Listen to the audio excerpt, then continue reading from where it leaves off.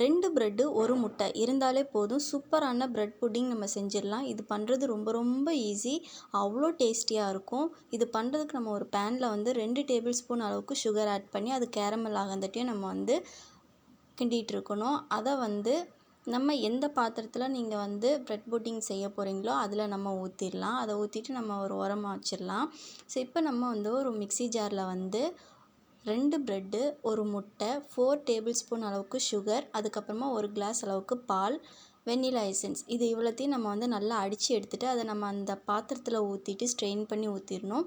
அதுக்கப்புறமா நம்ம ஒரு கடாயில் கொஞ்சமாக தண்ணி ஊற்றி அதுக்கு மேலே ஸ்டாண்ட் வச்சு நம்ம அந்த பாத்திரத்தை அதில் வச்சு மூடி போட்டு ஒரு 15 to 20 மினிட்ஸ் நம்ம வந்து வேக வச்சு எடுத்தால் ரெடி ஆகிரும். அதை வந்து ஒரு 1/2 அன் ஹவர் ஃப்ரிட்ஜில் வச்சுட்டு அதுக்கப்புறமா நீங்கள் அதை டீமோல்ட் பண்ணிங்கன்னா சூப்பரான பிரெட் புட்டிங் ரொம்ப எம்மியாக இருக்கும். வீடியோ பிடிச்சிருந்தால் லைக் பண்ணுங்கள், ஷேர் பண்ணுங்கள், மறக்காமல் நம்ம சேனலை சப்ஸ்கிரைப் பண்ணுங்கள்.